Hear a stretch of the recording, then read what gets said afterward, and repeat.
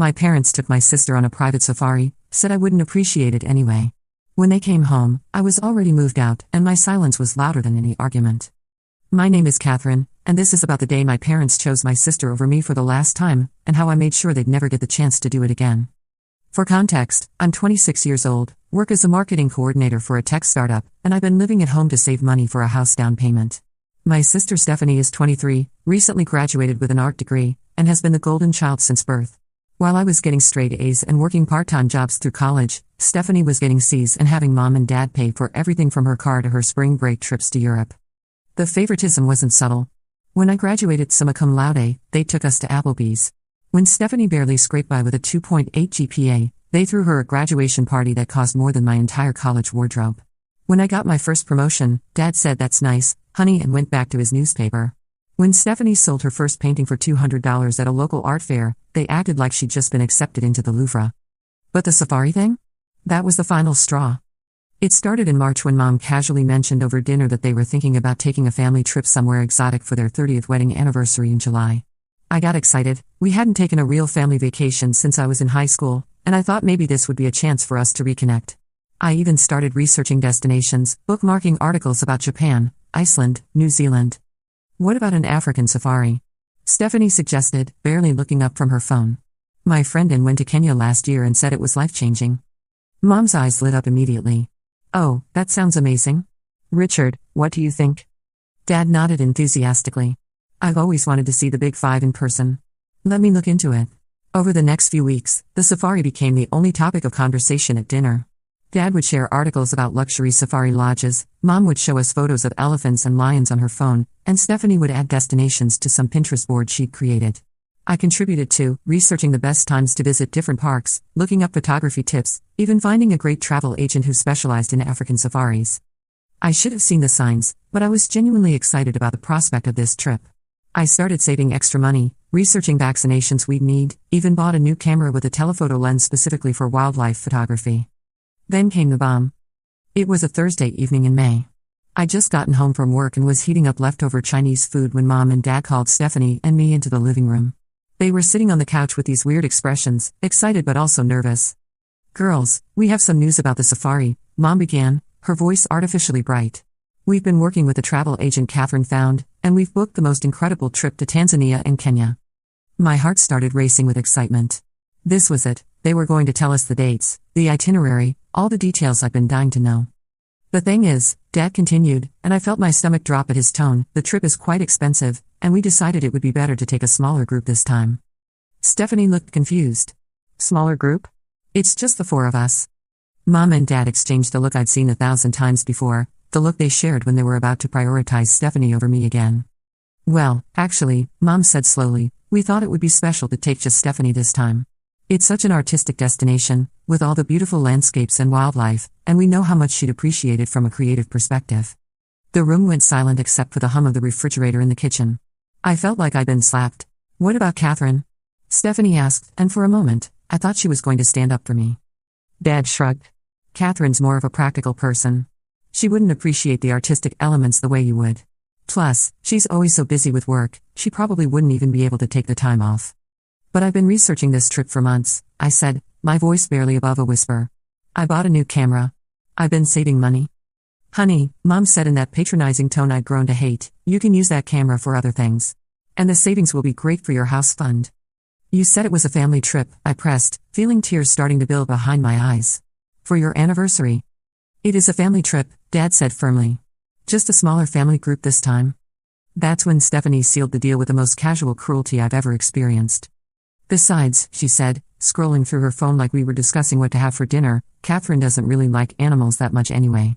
Remember how she wouldn't even pet Anne's rabbit?" I stared at her. "I'm allergic to rabbits, Stephanie. You know that." She shrugged. "Same difference."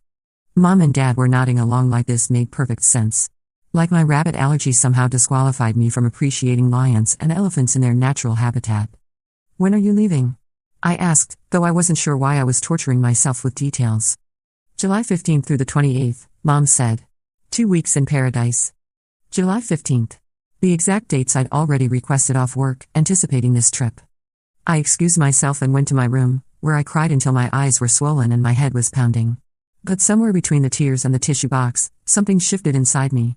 The hurt started transforming into something else, something colder and more determined. They wanted to exclude me? Fine. But they were about to learn that exclusion works both ways.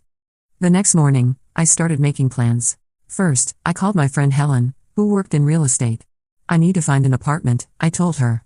Something available by mid-July. My budget is $1,800 a month. I thought you were saving for a house, she said. Change of plans. Helen found me a beautiful one-bedroom apartment in a converted warehouse downtown, with exposed brick walls and huge windows. The landlord was looking for someone to move in quickly, and I signed the lease that afternoon. Next, I called my cousin Daniel, who owned a moving company. I need to move out of my parents' house, I told him. While they're out of town. Can you help? Everything okay? He asked. It will be. Daniel agreed to help me move on July 16th, the day after my parents and Stephanie left for their safari. Then came the hard part, keeping my mouth shut for 2 months. I went about my normal routine, saying nothing about the apartment, nothing about my hurt feelings, nothing about my plans. When they talked about the safari at dinner, which they did constantly, I just nodded and ate my food. When Stephanie showed me the new clothes she bought for the trip, I said they looked nice. When Mom asked me to water the plants while they were gone, I said of course. I was a ghost living in that house, already halfway gone. The night before they left, Mom made a big show of hugging me goodbye. We'll bring you back something special, she promised. That's not necessary, I said, and I meant it.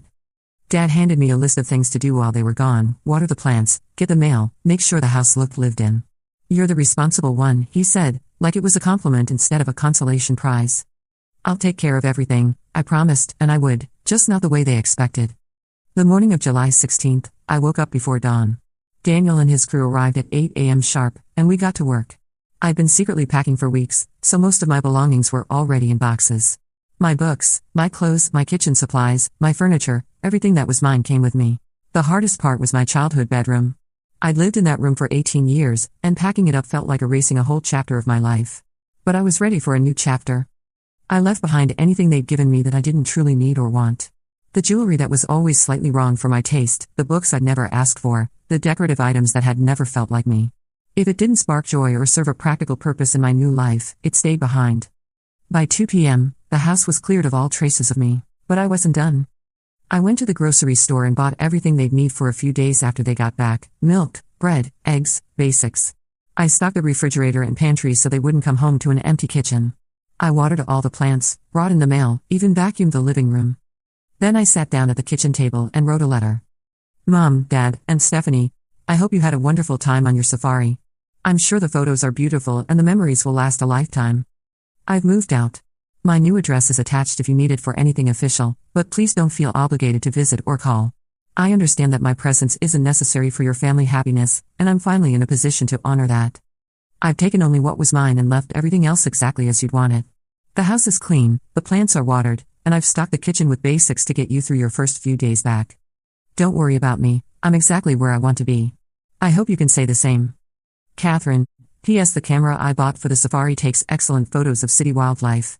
The pigeons outside my new apartment are surprisingly photogenic. I left the letter on the kitchen table, placed my house key beside it, and walked out the front door for the last time. The silence that followed was the most peaceful thing I'd ever experienced. My new apartment was everything I dreamed of. The exposed brick walls made it feel like a cozy loft, and the huge windows filled the space with natural light.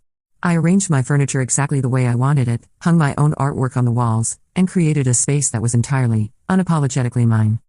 For 2 weeks, I lived in blissful silence. No passive-aggressive comments at dinner, no stories about Stephanie's latest artistic triumph, no subtle reminders that I was the practical, responsible, unappreciated daughter. Just me, my coffee, my books, and the city pigeons that had indeed turned out to be surprisingly photogenic. I threw myself into work with renewed energy. Without the daily drain of family drama, I found myself more creative, more focused, more engaged with my projects. My boss noticed the change immediately. You seem different, she said during our weekly one-on-one. More present. I've made some changes in my personal life, I told her. I'm feeling more like myself. She smiled. Well, keep it up. The Morrison campaign you designed last week was brilliant. The difference was remarkable. At home, I'd been carrying the invisible weight of constant disappointment, always bracing myself for the next casual dismissal or comparison to Stephanie. I hadn't realized how much energy I'd been spending on managing my reactions, swallowing my hurt, and performing the role of the understanding, practical daughter who never needed anything. Now, free from that exhausting performance, I found myself contributing ideas in meetings I never would have shared before. I volunteered for challenging projects instead of just doing what was assigned to me. When my colleague Mark suggested I present our Q3 marketing strategy to the board of directors, I said yes immediately instead of deflecting to someone else.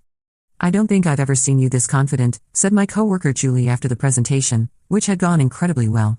"Whatever you're doing, keep doing it." What I was doing was finally living as my authentic self instead of the diminished version I'd become at home. I started exploring my new neighborhood, trying restaurants I'd never heard of, visiting galleries and bookstores within walking distance of my apartment. There was a small Ethiopian place 3 blocks away that became my regular Friday night spot. The owner, a woman named Ruth, started recognizing me and would recommend new dishes based on what she thought I'd like. There was something deeply satisfying about being known for my actual preferences instead of being the daughter who wouldn't appreciate things anyway. The independent bookstore on the corner became my weekend sanctuary.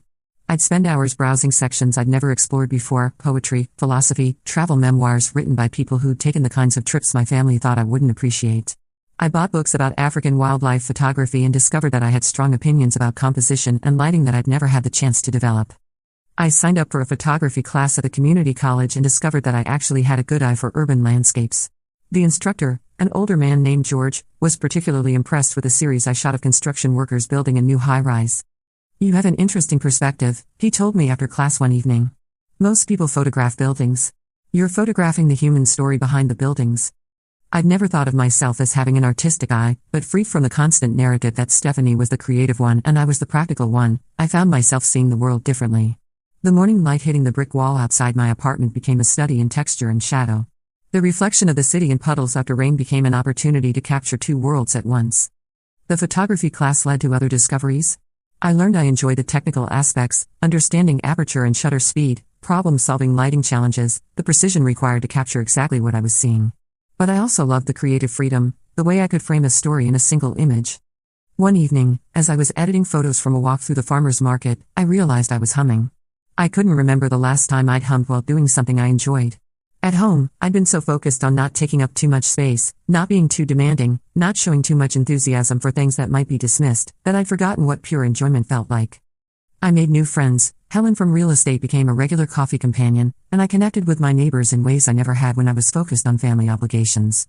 My upstairs neighbor Patricia turned out to be a chef who loved experimenting with new recipes, and we started having weekly dinner parties where she'd cook and I'd handle the wine selection. Patricia was everything I wished I could have been at family dinners: bold with flavors, confident in her choices, unapologetic about taking up space. She'd spend hours perfecting a new sauce, talking through her process with infectious enthusiasm. When she burned a batch of homemade pasta, she laughed it off and ordered pizza instead. "Life's too short to cry over burnt carbs," she said, pouring us both generous glasses of wine. "Besides, failure is just practice in disguise." It was such a different attitude from what I'd grown up with, where mistakes were analyzed and criticized, where taking risks meant facing potential judgment. Patricia's approach to life was bold and experimental, and being around her made me braver. Through Patricia, I met her friend Susan, a graphic designer who worked with small nonprofits, and Susan's partner Michael, who ran a community garden in the neighborhood. They became part of our weekly dinner rotation, and suddenly I had a social circle that revolved around shared interests and genuine affection rather than obligation and guilt. Michael invited me to volunteer at the community garden on weekends, and I discovered I loved the physical work of planting and weeding, the satisfaction of seeing seeds grow into vegetables that would feed local families. There was something healing about working with my hands, about contributing to something that had nothing to do with marketing campaigns or family dynamics. "You're a natural," Michael told me one Saturday as we harvested tomatoes together. "Have you ever considered growing your own food?" I laughed. "I've been living at home until recently. My mom has very specific ideas about what the yard should look like." "Well, you've got those big windows in your apartment," he said. "Herb garden? Cherry tomatoes? You could probably grow enough basil to keep Patricia supplied for her cooking experiments." That afternoon, I went to the garden center and bought my first plants: basil, mint, oregano, and a small cherry tomato plant that I positioned carefully in my sunniest window. Watching those plants grow over the following weeks became a daily meditation, a reminder that I was nurturing something that was entirely mine. For the first time in my adult life, I was living for myself instead of trying to earn approval I was never going to get. The change wasn't just emotional, it was physical too. I'd been carrying tension in my shoulders for years, a tightness I'd attributed to work stress but now realized was the physical manifestation of constantly bracing myself for disappointment. My sleep improved dramatically. I'd been waking up multiple times a night at my parents' house, some part of my subconscious always alert for the next crisis or criticism. Now I slept deeply and woke up refreshed. I started taking evening walks through my neighborhood, something I'd never done at home because I was always worried about missing some family interaction or obligation. These walks became my favorite part of the day, an hour of pure solitude where I could process my thoughts, notice details about my surroundings, and simply exist without performing any particular role. During one of these walks, about 3 weeks after I'd moved out, I ran into my high school friend Jane at a coffee shop. We'd lost touch after graduation when she went to college on the West Coast, but she'd recently moved back to town for a job. "Catherine. Oh my God, it's so good to see you," she said, pulling me into a hug. "You look amazing. There's something different about you." We sat down to catch up, and I found myself telling her about the move, the new apartment, the photography class. I didn't mention the safari situation specifically, just said I decided it was time to live independently. "Good for you," Jane said firmly. "I remember your family dynamic from high school. Your sister was always the star, and you were always in the background taking care of everyone else."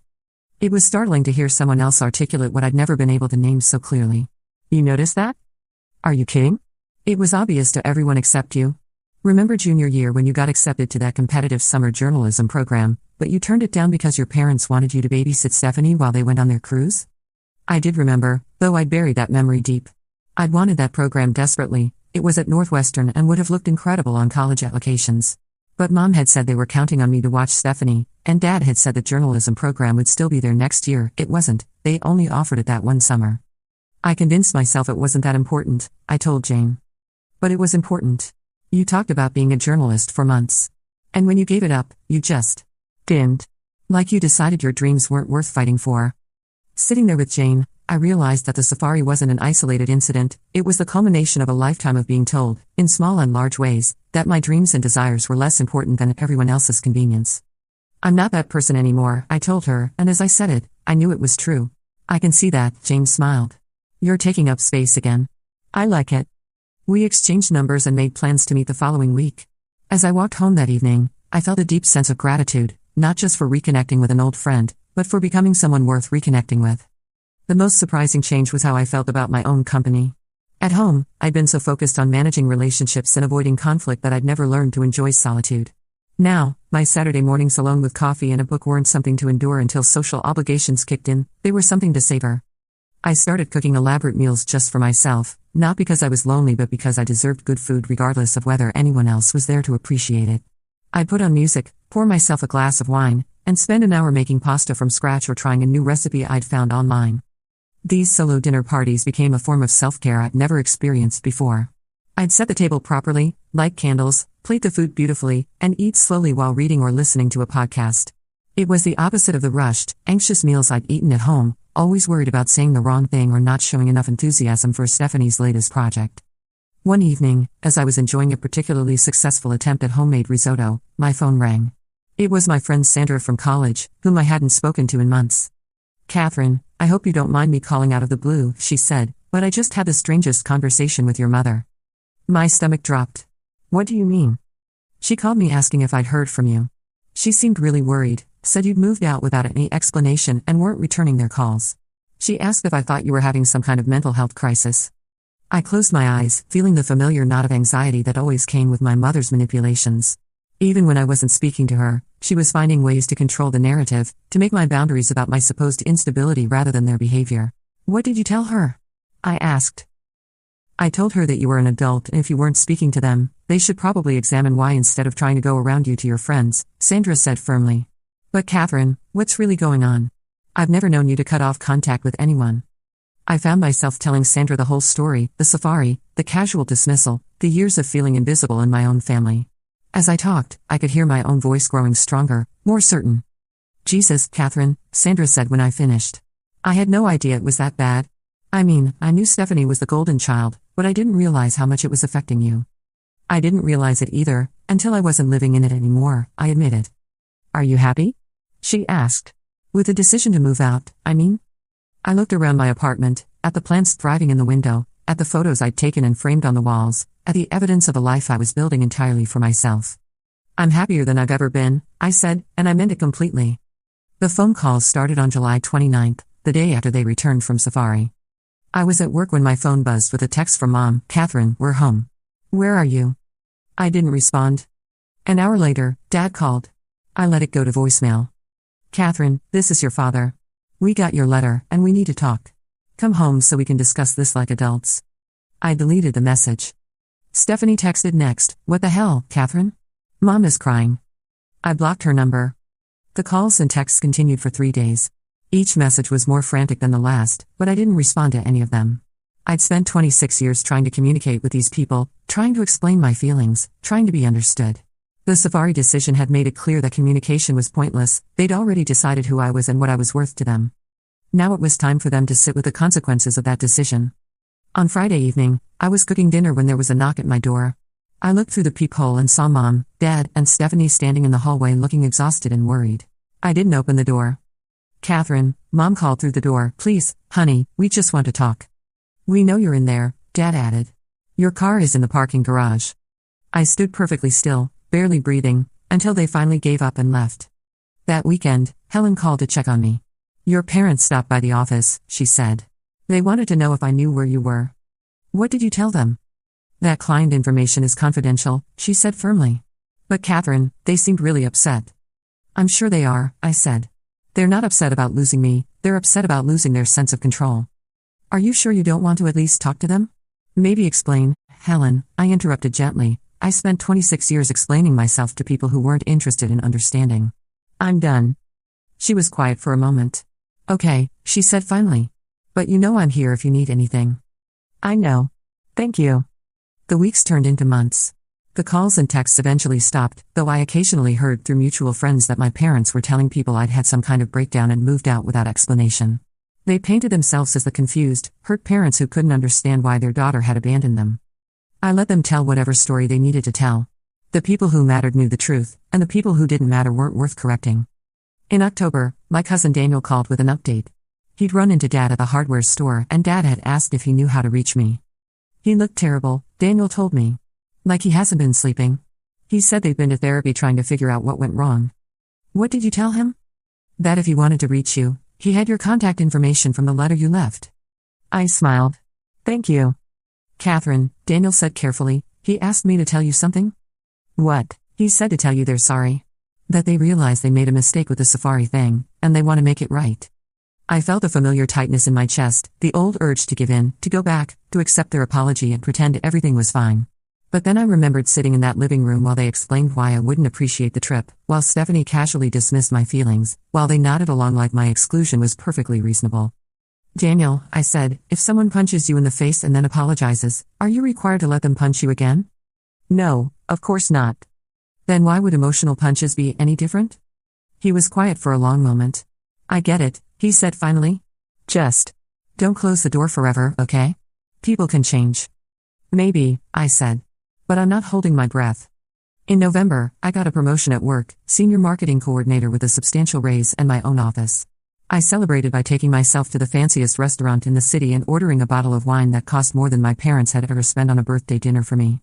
As I sat there, looking out at the city lights through the restaurant's floor-to-ceiling windows, I realized something profound. I was genuinely happy. Not the forced, people-pleasing happiness I'd performed for years, but real, deep contentment with my life and my choices.